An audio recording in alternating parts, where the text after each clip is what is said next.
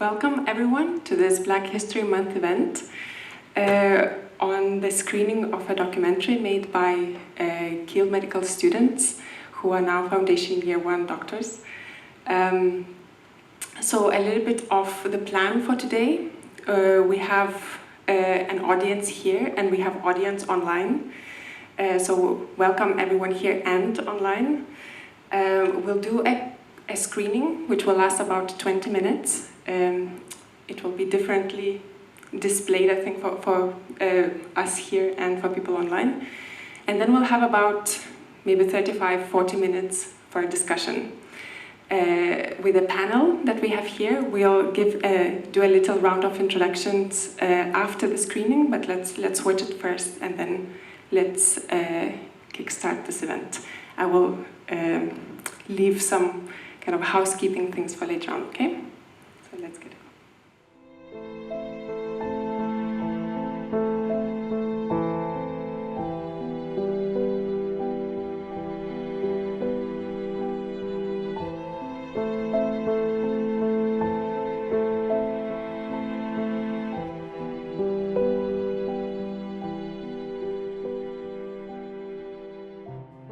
Gosh, can I just go somewhere without, having to discuss my skin colour and where I'm from and stuff like that.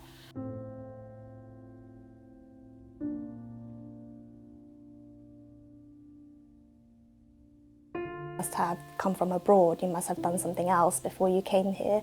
And they would question, and they wouldn't question my clinical partner, who was a white male, even though we're wearing the same scrubs and we're doing the same things.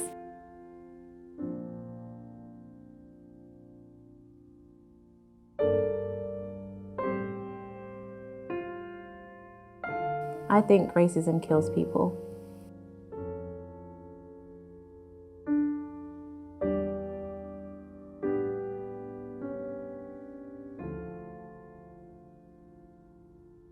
I just feel like nobody cares and nothing has changed. Racism is unfortunately embedded in NHS and in your daily life.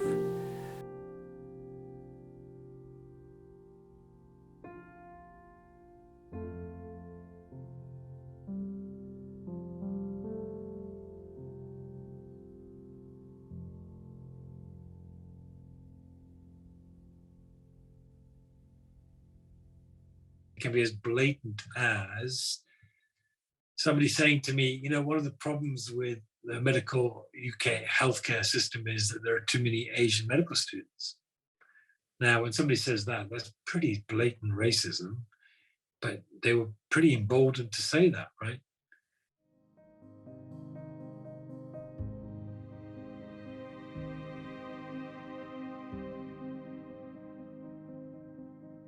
When I was a third year student, I was on the wards with another student and we were asked to help with a bedside procedure that we've been trained to do. And just because of the patient's position, I kind of knelt down to the level of the patient's arm, and the patient said to me, "I don't like Muslims and I like seeing you on the ground like that on your knees in front of me." I have a condition called sickle cell anemia. And when I was 9 years old, I caught the parvovirus. And usually a lot of kids catch this virus and they're completely fine. But if someone with sickle cell catches it, it can make them really sick. And for me, it did that. So my mum, who is actually a nurse, took me to the hospital. She took me to the local one around my area. It was a predominantly white area.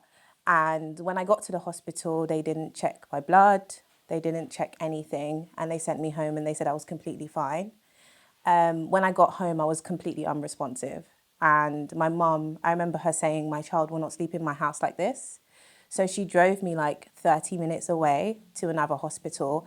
And when I got there, they did check my blood and my hemoglobin was so low that the doctor said I wouldn't have survived the night if I didn't make it to the hospital. I think a lot of people will hear this story and think that it was just negligence, but having learned about how we're supposed to respond to children that are very unwell, I know that this was because my mum was black and because they didn't understand the condition. It makes me feel disappointed that my mother could have potentially lost a child simply because of the colour of her skin. It started when I had to go to A&E I told the doctor I was fatigued, I was having so much headaches, I was having palpitations, I was having diarrhea. I knew that I was getting to the point where things gonna get worse. And the doctor kind of dismissed it as, you might be having food poisoning. And she looked at me that I'm Asian, and she said to me, you might want to heat up your rice a bit better, and said I should go home and rest. And after that, things have gotten worse. We went to the GP. The doctor referred me to oncology right away because they were worried I have cancer. Can you believe this? That they dismissed me, that I am actually fine a few weeks ago. And then the doctors here thought that I'm not. The definition is the collective failure of an organization to provide an appropriate and professional service to people because of their color, culture, or ethnic origin. It can be seen or detected in processes, attitudes, and behavior that amount to discrimination through prejudice, ignorance, thoughtlessness, and racist stereotyping, which disadvantage minority ethnic people. When a patient comes in and with a parent, as they did, and said, I don't want my daughter looked after by Pakis. And the clinical director said, okay, but because of the rare nature of this child's disease, we better agree with the idea that they will only be looked after by white pediatricians. His decision was fundamentally racist. Was this a bad apple? Well, you could argue that. But actually, was it institutional racism? I would argue it was. And the reason I say that is that decision that was allowed in the governance of that organization had a huge impact on anybody that was white, black, or brown. Because what it meant was that the organization, through its leadership, had allowed a patient to be cared for based on racist decisions, which meant that because I was brown, or because my colleague is black, or of any other ethnic minority origin that was visible, they weren't allowed near the child.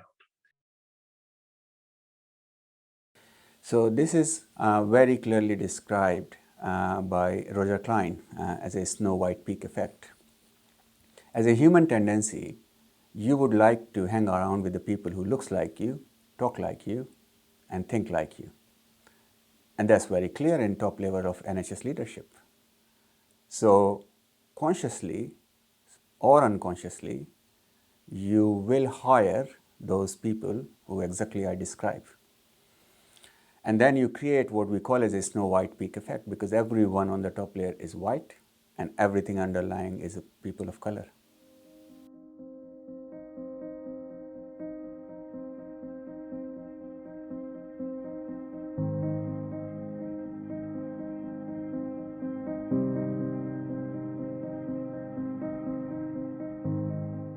You know, in the cases of research being primarily done on like white bodies. And then when these management strategies and therapies are implemented and it's not effective on BME populations, it's not the fault of the therapy, it's the fault of our bodies.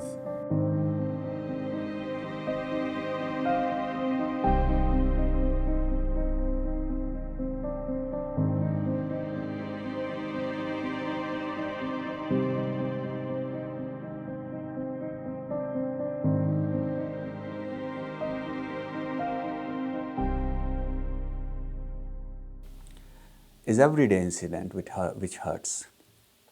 Very minor incidents about making assumption of your color or your country of origin, classical question where you come from.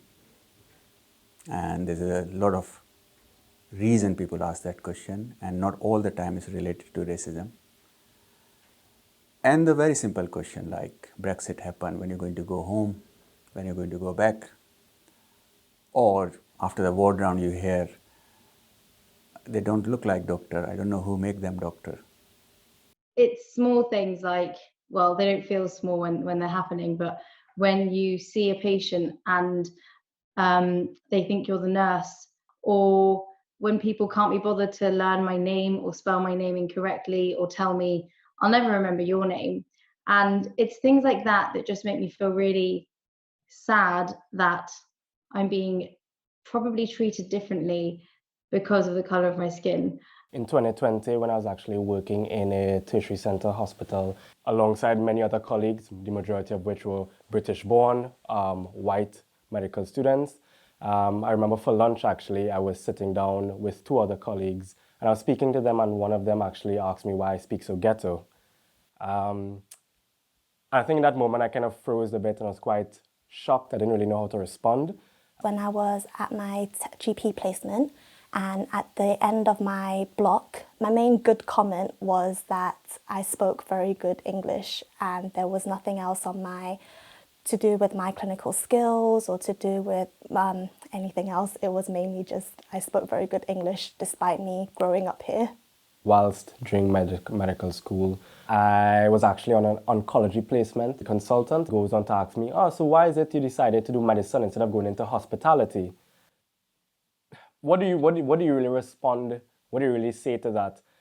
And I think what was most shocking about it was, I mean, he thought it was a normal comment to make. He didn't apologize thereafter. We just went about our day with me being effectively attacked and he effectively not being aware of it. It just made me feel really frustrated because I felt like no matter what you did, it would still be, that's all they would see about you. That's the first thing, and that would be the assumption they will hold on to despite what you say. Whether we like it or not, every small or microaggression, and I argue whether it's a micro or not, lead an impact on you. And it happens every day.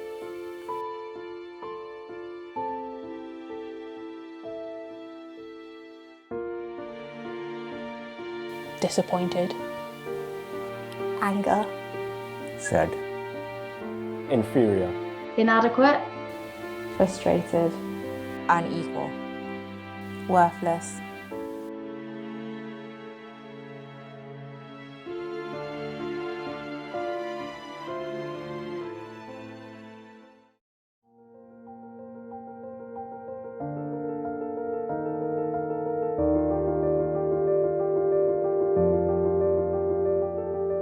Teaching people more about microaggressions. A lot of people believe that coming up to you and saying, by the way, I'm not racist, I love your exotic skin colour, or pointing out your hair and, you know, doing stuff like that kind of gives you a badge of I'm not racist, but it's actually a microaggression because you're not able to, you know, just do your job because you're constantly being reminded that you're a different skin colour, you're a different race, you're from a different country.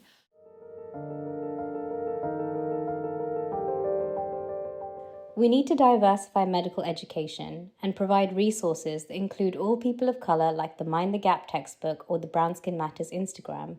This is so that what we learn is inclusive of the diverse patient population in the UK and that no individual's care is compromised. So DJHAM is our Equality, Diversity and Inclusion group. We work on promoting gender equality, LGBTQ plus equality and other forms. But one of the things we're working on a lot recently is anti-racism actions within the schools.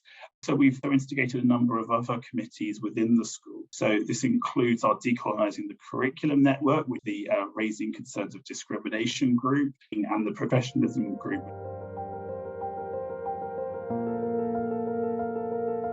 Decolonising the Curriculum is an initiative aiming to dismantle systems of power that underpin contemporary learning. It's just a space for students to actually give us some feedback on gaps they are seeing in the curriculum or terminology that we've seen that we're not exactly comfortable with or where we can see improvements to be made. These sort of open, honest conversations in a safe place where like-minded students and staff are working together to improve these things. The idea of creating a network within the university and students where they can raise concerns about anything, experiences, you know, that have happened to them to do with racism, also any discrimination, you know, homophobia or sexism, and creating channels that they can go through where their voice can be heard.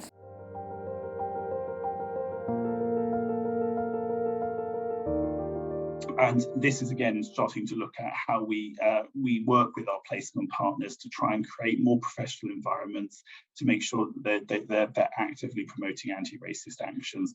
So all of these different actions together are starting to try and create a system of actions that are hopefully going to support our Black, Asian and minority ethnic students. They're going to provide opportunities to have a safer environment, both within the school and within placement, and to make sure our curriculum is teaching things they're accessible to everybody and reflects everyone's life experiences.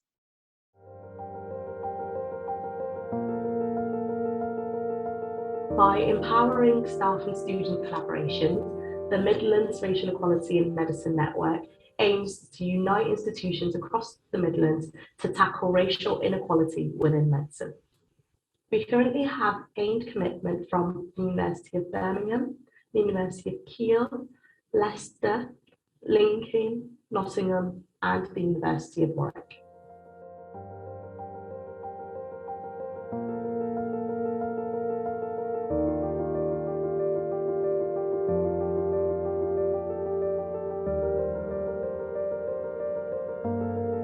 Far too often there is a top-down approach when we look at policy implementation. So you have people who are culturally removed, right, from what is actually taking place at the ground level, and they're implementing things that are either not working or grossly detrimental to, patients' health and health outcomes. So I think the first place to start is really to have focus groups and bring everyone into this decision-making process. I think if you have more patient empowerment and they have more of a say in terms of what works for them, then I think that is the first step we can have in actually dismantling racism.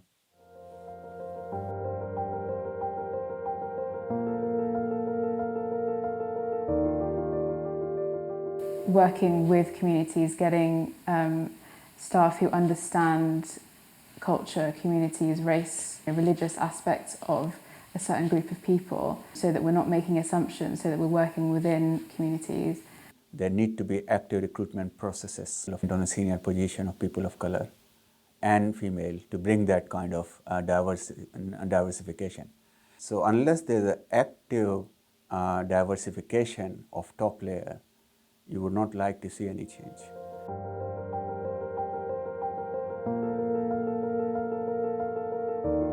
Staff don't feel confident to challenge or to raise a concern easily on the issue of racism. It's a very difficult, highly emotive issue. What you really need to address the challenges of racism is a governance framework that is one that allows staff to confidently and easily report issues of racism that are about language and behavior. Things like workshops on being a bystander, being an ally, what to do when you see racism happening in the workplace. And I think things like that are also really important because people need to feel empowered and know what to do when they see or experience racism happening. There is a problem with wrong side surgery. What do? You report it, you undertake an investigation, you then set out some learning, and you change the system and process, and then you wait to see if that implementation change has worked, either through an audit or some other quality improvement measurement process. That's how you do it today for those events. I don't see why it's any different or should be any different for issues of racism. You should have the same approach, but staff need the confidence right at the office to say, I'm going to report this because if I don't report it, I don't think anything will change.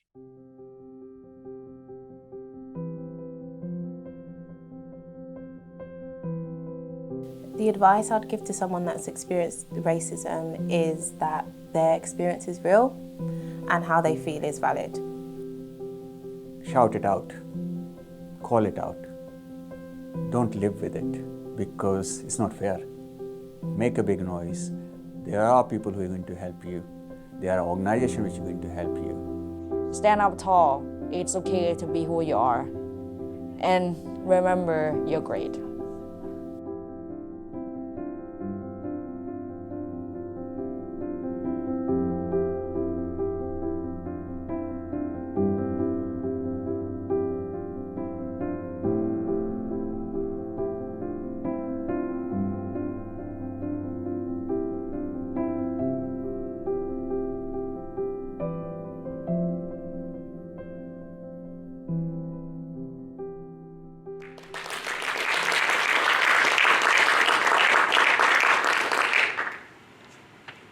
So we have guests who traveled far to take part in the panel today, and we have some colleagues who traveled less to be here to have a conversation following a documentary, and we have an honor to have the authors and the directors of the documentary here with us too. We have two members of the panel online as well, and I will be moderating the conversation today, and I think that we should start with a little round of introductions so that everybody knows who we are. So my name is Eva, and I'm a lecturer at the School of Medicine in Kiel. I lead decolonizing the curriculum, and I had an honor to be a supervisor for this Year 5 elective project done by Ayoola and Hashvi. And I will start with the authors, and then we can begin. So one kind of housekeeping rule is that in order for us to be heard, for people who tuned in live, we have to be speaking into a microphone, okay? So we have one microphone to share amongst the panelists, and when we open it to the questions, then from the audience as well, we have Alan and Karen running around with microphones up and down. So I'll start with Hashvi. So my name's Hashvi. I'm now a junior doctor in London, and I did this project with Alysha.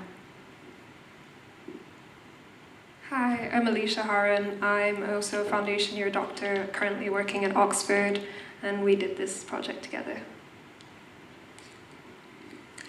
Hi, I'm Peter Coventry. I'm Deputy Head of School, and I'm a GP in Telford. Hi, I'm Nina Bodesing. I'm the Year 4 co-lead at Kiel. I'm an infectious disease doctor, and I chair the differential awarding and the raising concerns group. Hello, my name is Ramat Ayoola. I am a final year medical student from Warwick, and I am chair of the Midlands Racial Equality in Medicine Network. We also have two panelists online, so please go ahead. I was waiting for Nadeem to go first. So anyway, I'll go first. Ladies before gentlemen. My name's Evelyn Menzer. Sorry, I'm getting a bit of an echo. I'm a consultant ophthalmologist based in London. I'm the Workforce Race Equality Standard expert for my trust at London North West, where we have an ethnic minority workforce of almost 70%. And I was asked to come, I think, because I liked the documentary on Twitter and LinkedIn. I think that's the reason why. Yeah, thank you. Hi, I'm Nadeem Mogul. I'm a medic by background. I was a consultant pediatric nephrologist for some years and spent some time in various NHS organisations in leadership roles, where all the issues that have been brought up here and all my years in the NHS are the lived experience of those people that have kind of worked through these sort of organisations. I spent time writing about it, initially anonymously because I didn't have the courage initially, but then more openly both in the BMJ and in the Health Service Journal. And I think that's why I got hooked into this by the authors of the video. So looking forward to the panel discussion.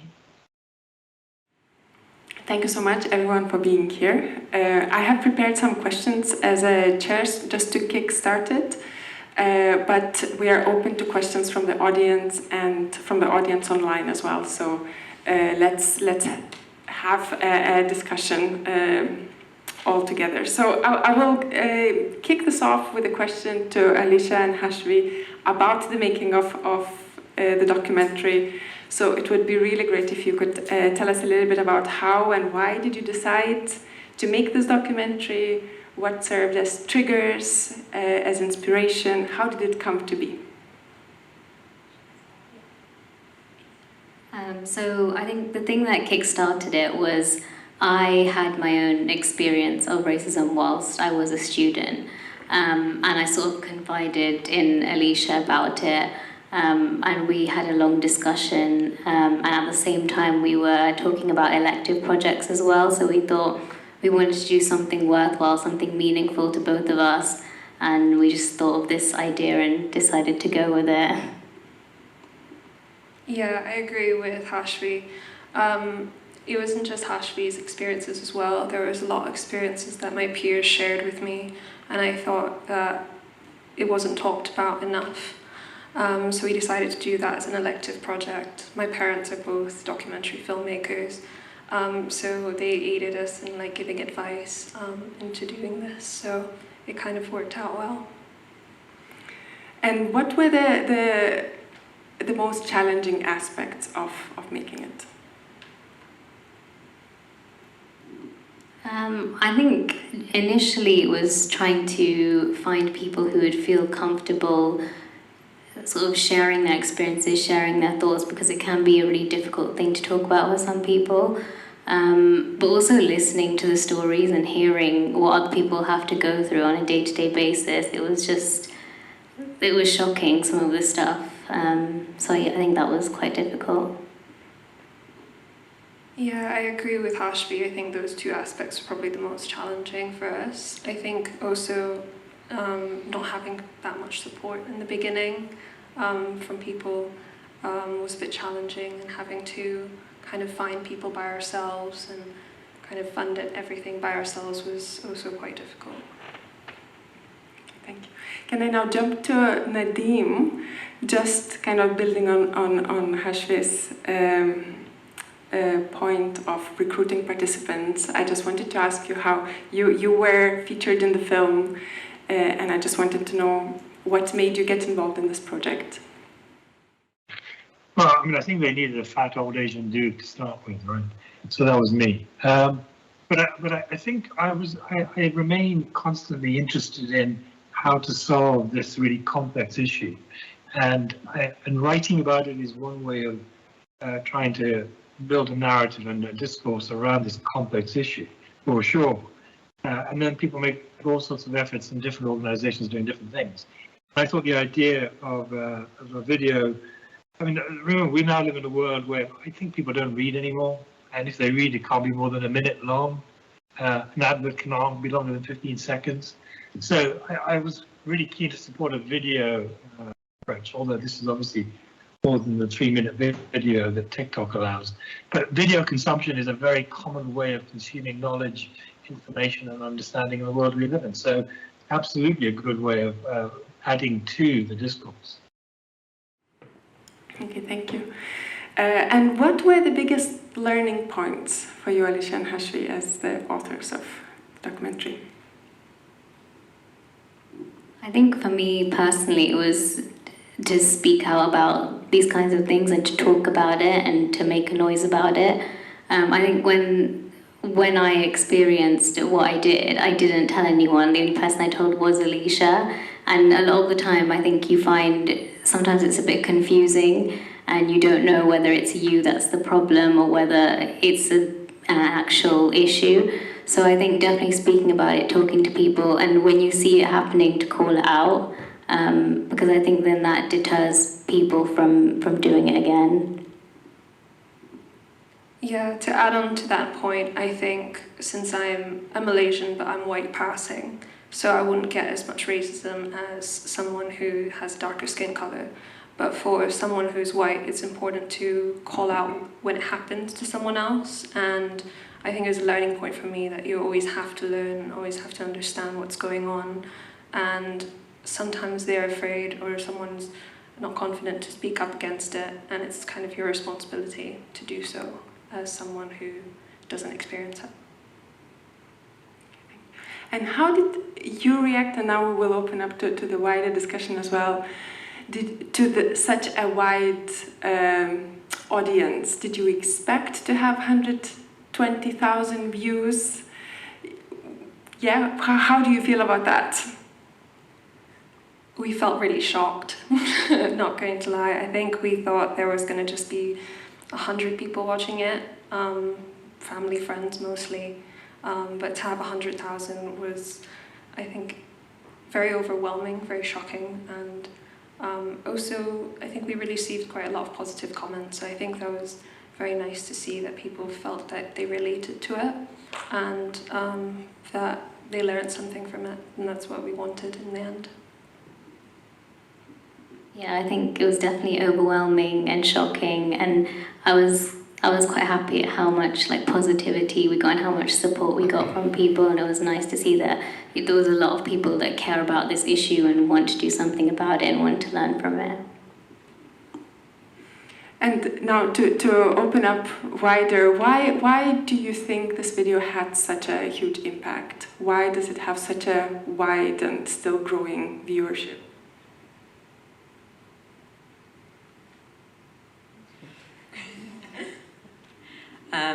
So I find the video very moving, to be honest, more moving than I had expected. And even watching it for the second time, I can feel that it's quite an emotional video. It's obviously very skillfully filmed, but the comments from those people that you interviewed just had such a ring of truth. So I think from the very first moment, it really kind of catches you in. And I think I was surprised at how moved I felt by it. And I think that's because of your skill, but also because of the authenticity, the ringing true of many of the things that were said.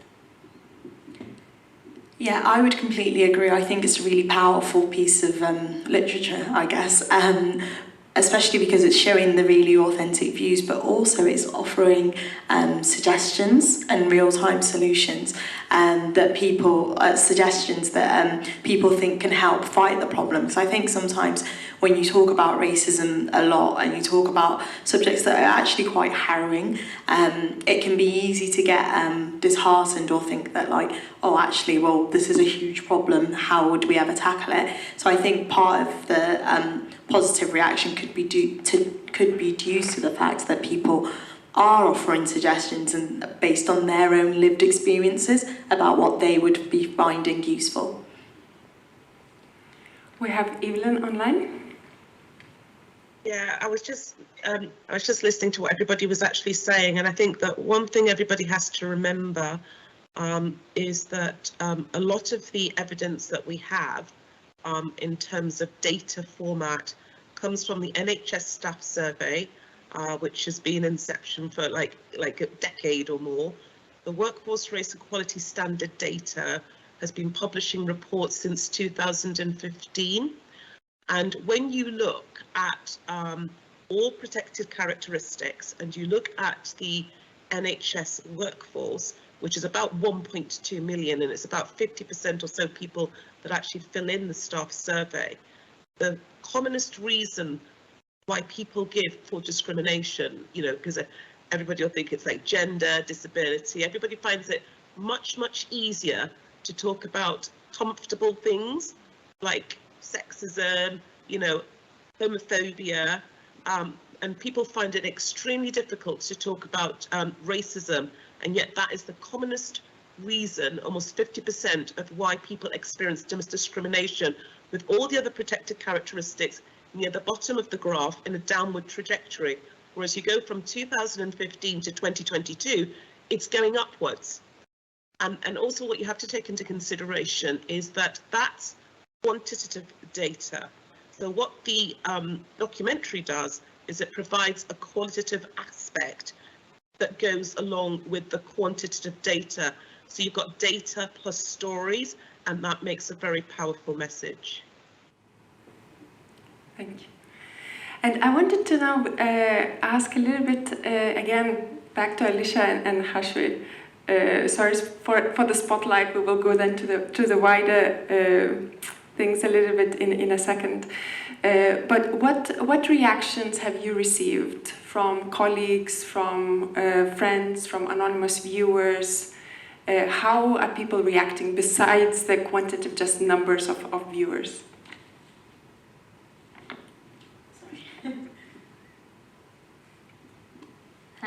To be honest, most of it has been very positive. I think once we shared it, we had a lot of messages from our own colleagues and stuff messaging us saying, you know, we've learned something from this, we've took something away from this, which I think is what we wanted.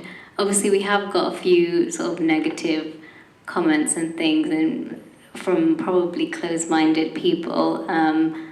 But to be honest, it's been overwhelmingly positive, mostly.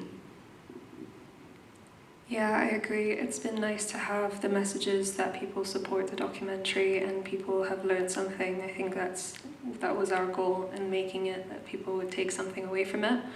And yeah, there was mostly, I would say 95% positive, and then maybe there would be 5% negative, and it would come probably in mostly anonymous comments on YouTube, which I deleted some of them just because I didn't really want our participants or interviewees to feel that they were attacked in any way, and that was the main reason I deleted them. And I didn't delete anything that wasn't like outright insulting or starting a discussion.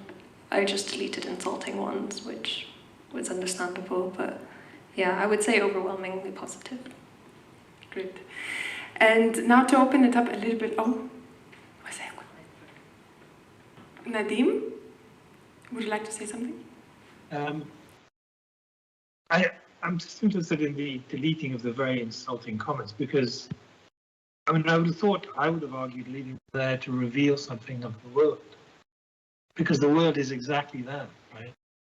So if you take away these things that you're uncomfortable with or you feel are attacking, you might be changing the importance of the story that you have generated, right? Because I'm one for really encouraging debate with every kind of voice, every kind of madness. And if we try and delete these mad voices, then we live in a more dangerous world, I would argue. I'm not saying you don't need laws and regulations, you do. But actually, that's why those laws and regulations are there, to try and help deal with these issues when they become a problem. If you try and hide them away or delete them, then I think we live in a more uncertain world. That's just my view there.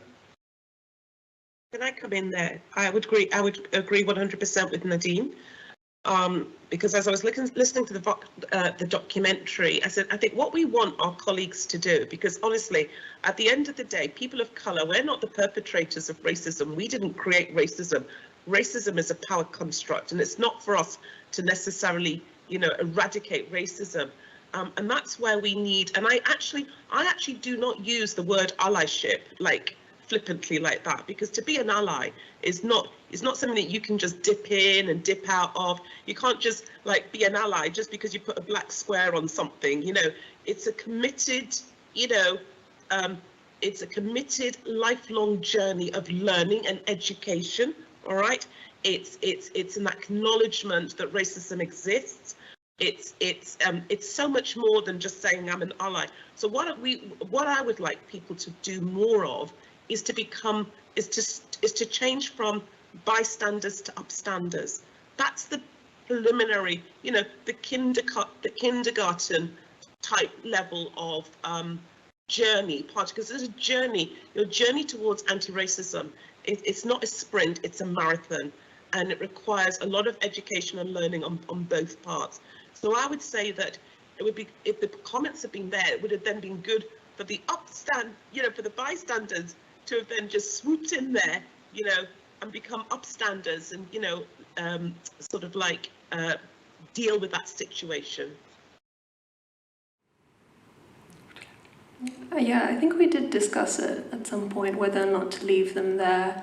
And I think it was taking a bit of a toll on both of our mental health at one point. I think in the end we thought, it wasn't worth it for us to just constantly keep seeing these, and just would remove the ones that we thought wasn't even starting discussion or wasn't even, saying anything worth hearing even. But I understand the points that they both make, and I do agree at some points that,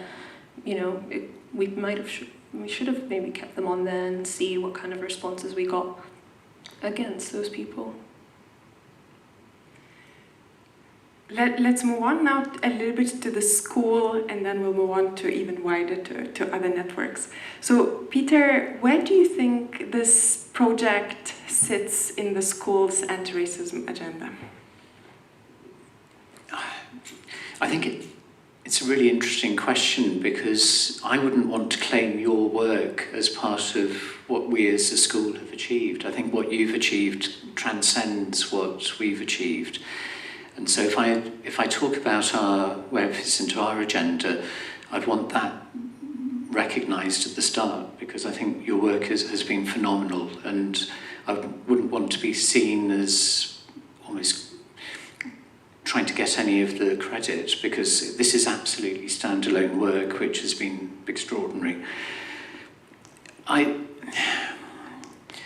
I think there are aspects of the work that we want to build into our strategy. The idea that it's student-driven, it's the voices of the people who've experienced racism. All of those things are aspects of how we want to develop our anti-racism strategy better. And I also think the way that you've approached networking, external views, all of that. But like I said at the beginning, I think what you've done transcends anything that I could claim as our school strategy. I think some of the points around strategy that would echo with some of the points that we've just heard, though, our strategy starts from senior leadership having a period of really reflection, remorse, a development of a sense of humility over how people like me have not done as well as we should have done, and trying to use that to drive a prioritisation of anti-racism in the school, but also to drive a sense of personal accountability and responsibility. So I feel accountable for the failings that I personally have overseen. I also feel accountable for trying to achieve something better. And this question of the marathon, again, just coming back to that comment, and I will shut up in a moment, Heather. I tried not to answer the first question because my voice is the least important, but in terms of strategy, the impact this film had on me was very similar to the impact that meeting with some of our graduates had on me and Professor Andy Hassel, previous head of school, where we were absolutely devastated when we heard really how we'd failed those graduates. And one of the questions I asked one of them was, over what period will you judge whether we have done better? And he said, you've got to give yourself years. You've got to be thinking 10 years. This can't be something you try and fix quickly, fail, and then move on to something else. It has to be built into everything you do. And the one thing I would say, I hope the humility is clear, but the one thing I would say is that during the pandemic, one of the few real priorities that we've had is to try and achieve a more inclusive learning environment. We're a million miles from getting there, but we have tried to support some of the people you've seen today, some of the people you've seen on the film, but the humility is key. The thing that struck me on my journey was quite how wrong I was about my effectiveness in terms of being anti-racist. Probably need to shut up and pass on to other people, but I'll very happily discuss that more and discuss it more with external people outside if they want to, and with you in terms of a network. But I came in here determined not to witter on and let more important voices speak, so I'll shut up. I wanted to ask the same question to Nina as a differential awarding committee head. Thanks, Eva. So I think some of the things that have been said are really rung true. The fact that this is an uncomfortable topic, so I don't like talking about this subject, even though I'm talking about it a lot. It makes me feel uncomfortable, and I've realised that many of us within the school have said, oh, our door is always open, come and tell us these things. And obviously people won't, and it's been students who've said to me at the beginning, when we started the Raising Concerns Committee, and I said, oh, tell the students to come to me and tell me about incidents. And one of the students in the group said, they won't do that. This is too difficult. We need to think about another strategy of reporting. So that my door is always open is not very helpful. I think we need to be more active, and I've learned that from the process.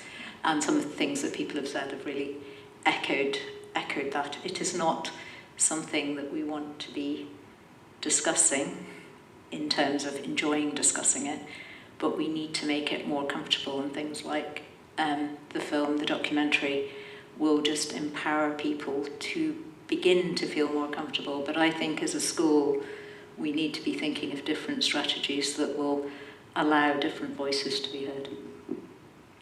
Ramat, I wanted to ask you, how does this video speak to the agenda that your network has?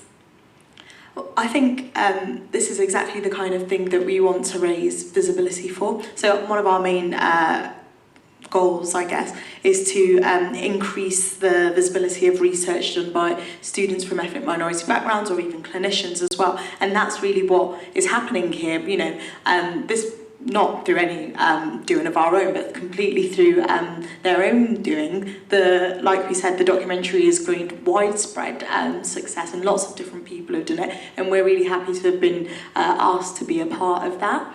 And then I'm sorry to hear that you said that you didn't have any, was it right, am I right in thinking you said you didn't have any funding throughout it? Yeah, but then that's one of the things we're hoping to tackle as well by creating grants. One of our grants is an Elevate Research grant.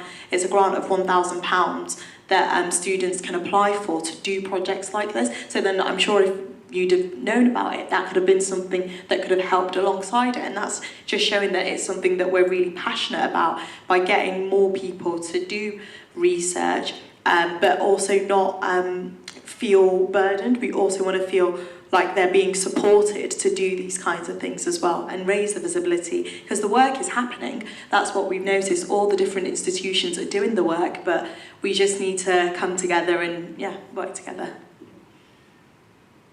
Thank you.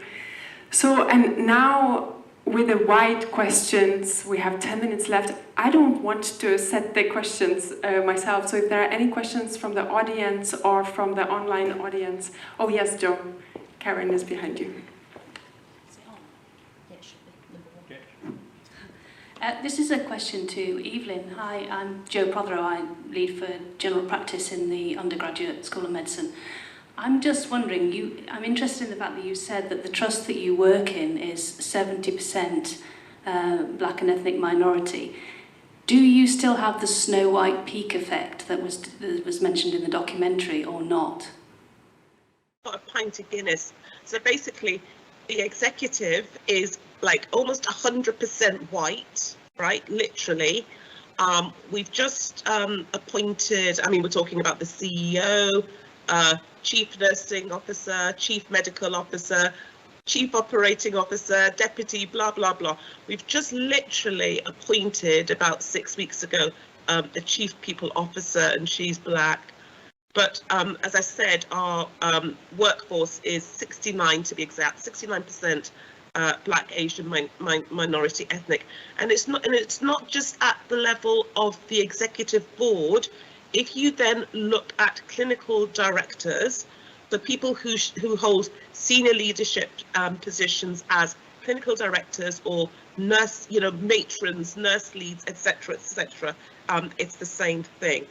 And the thing is that evidence shows that if you've got a diverse workforce, NHS workforce, the care that the patients receive is actually better. And then the other thing about talking about racism, it is uncomfortable. All right, I don't find it uncomfortable. I find it quite comfortable to talk about. I tend to make other people feel quite uncomfortable about it. But everybody just has to sit in that discomfort, and they just have to get over themselves. And they need to just start talking about, not say, oh, I'm worried that I might say the wrong thing. Just do your own reading. I don't have many conversations with people who don't do the reading. People who might challenge things that I say, and I can tell people who've done the reading. I might recommend some books and things like that. But there's lots of literature out there where people can actually educate themselves and then start to have the conversations, because because what we don't want is people doing whataboutery, and they start to say, no, well, what about women's rights? Well, I'm a woman, yeah, but we're talking about racism. Or what about disability? Yes, I'm not saying there's no disability, but we're talking about racism as the predominant protected characteristic that impacts the NHS workforce, which is one of the biggest employers in the world. Yeah, thank you. Thank you. I'm Janet Lefroy, lead for consultation skills. Really enjoyed the awareness raising experience. Thank you. And I just wonder whether any of the panel have some awareness raising about solutions. So you've sort of raised the awareness of the problem. You've probably been noticing people who are maybe generating solutions or are getting things right. And I love positive stories. So have you got any of those, please? I'll go because I've got the microphone. Yeah, it's actually really interesting you've asked us that, because one of the things that we've been working on recently was we were asked to contribute to the Midlands Health Inequality Policy Commission, and out of that we did like a series of focus groups with like the GMC, the BMA, and we did a student survey as well, and with some of the staff members as well.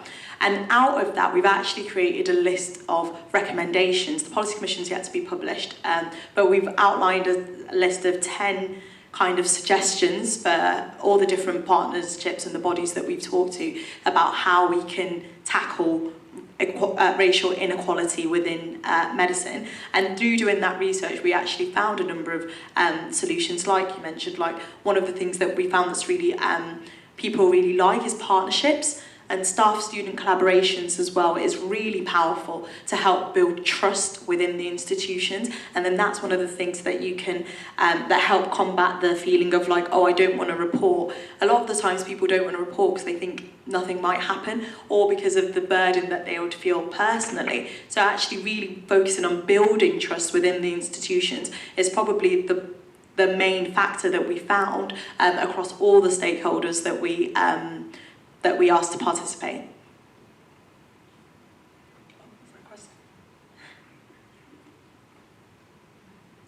Yes, Nadim.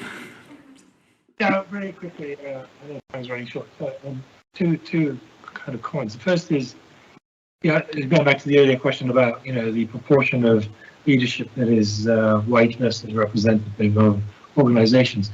This country is fundamentally unique. If you look at DGHs, District General Hospitals, not the ivory tower university hospitals of old, all of them basically a anthropological exercise of colonialism, right? And fundamentally, 2/3 in the DGH that I was medical director were international medical graduates from all over the world. And yet the leadership was what has already been described by Evie, right? And not just actually at the top. If you look at the Royal College, I did picking one of the Royal Colleges. All the leaders fundamentally fitted a particular profile. And of course, the council was full of ethnic minorities. The council doesn't do anything.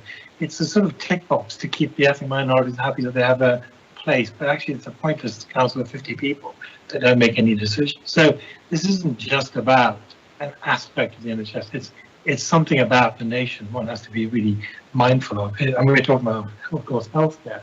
In terms of the solutions in the healthcare environment, I think although this is a complex issue and there are many, many things people do and we all want positive stories, remember that it is the negative stories that are destroying lives, right, and potential.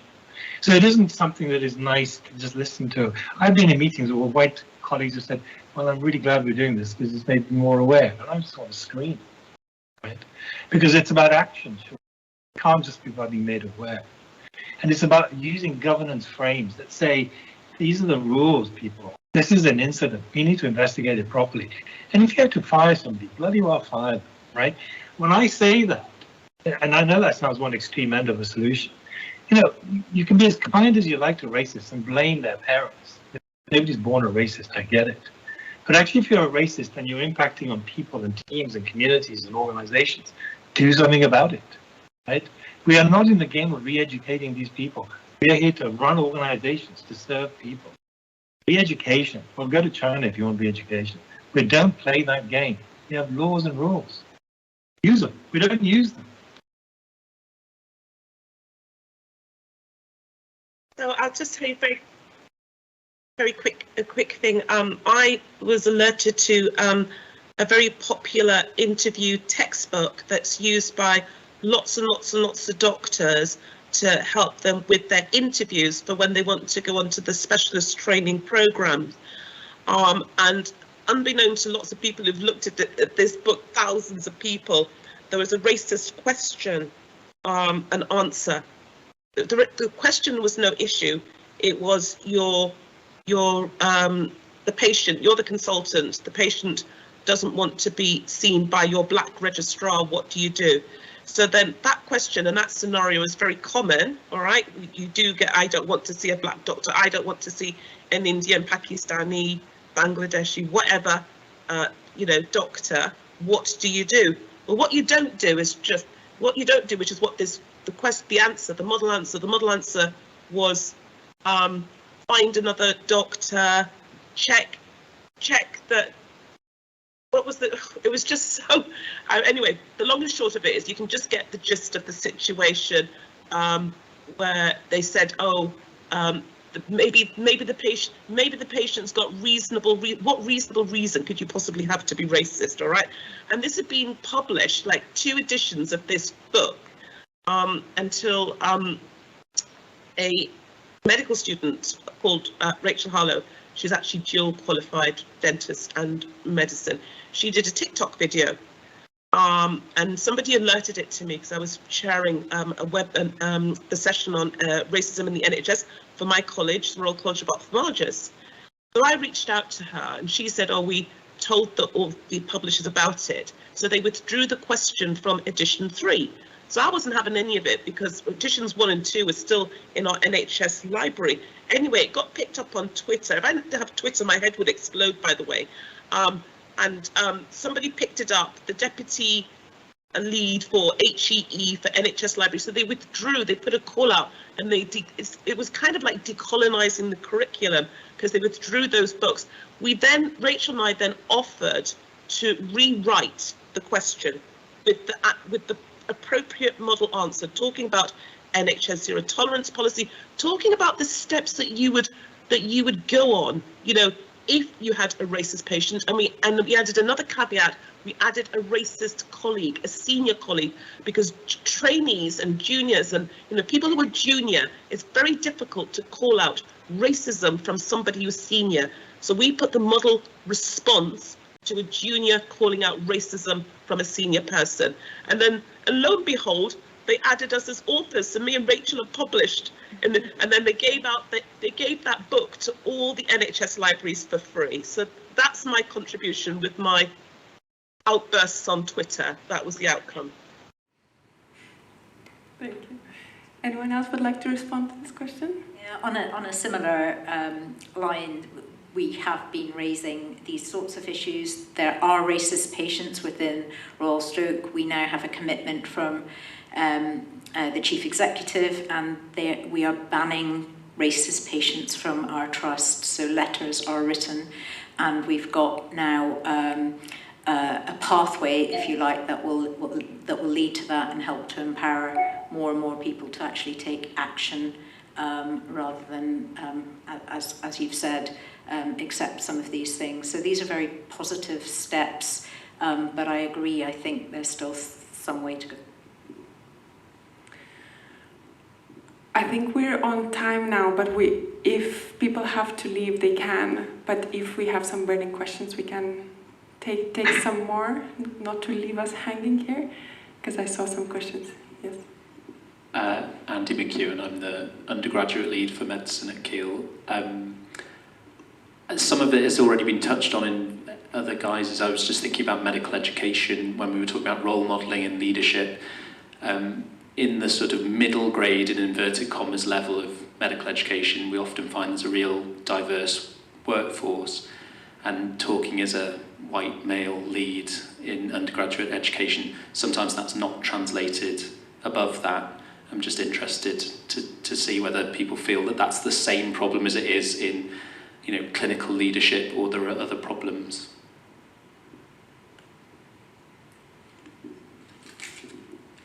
Yeah, it's the same problem, I think. Speaking as part of the problem, I think, and I think trying to address it is difficult, but it has to be part of that anti-racist approach, anti-racist stance, and it has to start with students who become graduates until we get the basic culture and the approach to anti-racism made robust, as we've been hearing, until we achieve that robustness and improve the culture, I think we're going to keep getting stuck with this. And so one of the metrics of success will be changing and increasing the diversity of leadership, whether it's in education or the NHS. And that has to be one of our metrics that we judge ourselves by. Evelyn?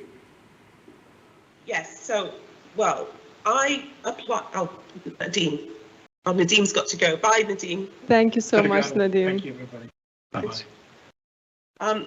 I love training and I love teaching, and I swear to goodness, I can teach anybody to do a cataract operation, all right? And I normally get novice trainers, ST1s, and I have them within a couple of months having completed their first cataract operation. And the reason why I like education and training is because I really struggled, passing exams when I was, I didn't have problems with my A-levels, O-levels and A-levels, but, after that, it was a real struggle. So I've learnt methods of association, etc., that help everybody with their teaching. So anyway, I applied to be a training program director for the Royal College of Ophthalmologists. It's not Royal College of Ophthalmologists, it's Health Education England, isn't it? And I applied 3 times. And I never got that job. I've given up now anyway. And this was in spite of me having a certificate of, one of the best, well, voted by the trainees in London, by the way, one of the best educational supervisors. All right. So because I couldn't, and why did I face blocks? And by the way, I'm good at training. I've developed a training program. So I developed a training program, a training program for West Africa. So I've developed that, and it ran in 2016. And we're going to run the 5th course. I'm going to go out to Ghana in a couple of weeks. But it started off with UK trainers. The West African, the ophthalmology faculty at the West African College of Surgeons then took on the people that we trained, then became trainers. So it's like passing it on. It's like a mushroom effect. Now the thing is that I have been in a meeting where I've questioned about leadership, about senior leadership in the NHS. Is that why does it look more sort of like politically correct terminology, like snowy white peaks? And I was told by a white senior female leader is because the jobs are usually given to people who can get the job done. So what that says to me is that looking at the leadership, or even looking at the leadership in any organisation, it doesn't matter what it is, it doesn't matter whether it's the NHS, it really does not matter. But unless you look, so when people say, what actions can you do? You can start by looking at the leadership in the organisation where you are. And the example that I give is non-medical Vogue, British Vogue. So Edward Enninful, he's black, he's gay, he became the editor-in-chief, and he's from Ghana, which is where I'm from. He became the editor-in-chief for British Vogue in 2017. He diversified the workforce from a editorial team that was 100% white to one that was 25% people of colour. And in doing so, British Vogue then has become the most successful publication to date, even during the pandemic. And that is the impact of diversifying the workforce across all levels from top to bottom. Would anyone want to respond to this question? Do we have any more questions from the audience? Alan, any questions online? Yeah? So what we have is a comment from online saying, not a question, just some support. As a white middle-class male who has long committed to understanding and calling out, I echo Evelyn's point about it being a lifetime commitment and a marathon. I find it very depressing and angering that this film, along with other evidence, again highlights that so little seems to have changed since the big conversations of the 90s. No one would want to put this up with this sort of behaviour towards them, so why should anyone have to? It's up to those of us who are with any sort of power to change the status quo. And if that makes people uncomfortable, so be it. Thank you. Do you have any final questions, comments, reflections? I will open it to the panel as a final kind of thing. Nothing in particular to say, but just to thank you to everyone who's watched it and commented and spoken to us about it and learned something from it. Yeah, just echoing that. Thank you for the support we've got so far from it. It's been really nice. And what's next, Hasha and Alysha? Well, at the moment we've just started foundation years, so we're a bit stressed and kind of everything's a bit chaotic at the moment for both of us. But I think for me, I've been trying to get involved in EDI in the med schools where I am, so it'll be University of Oxford, just to start early with medical students and hopefully kind of start that understanding of racism and start these conversations, hopefully. Yeah. Hello, I've just thought I'll use this opportunity to plug. You're asking what's next. Well, this February, we did our first Midlands Racial Equality in Medicine conference. That was held in Warwick. And I'd just like to take the opportunity to invite you all to the next one, which is going to be held in Leicester in March 2023. And there'll be more details about like the final date and how to register and stuff like that. But keep your ears peeled and hope to see some of you there. Thank you very much, panel members, for coming and participating and sharing your thoughts here in person and online. Thank you very much, audience, for keeping your attention on the film and asking great questions. Thank you, everyone.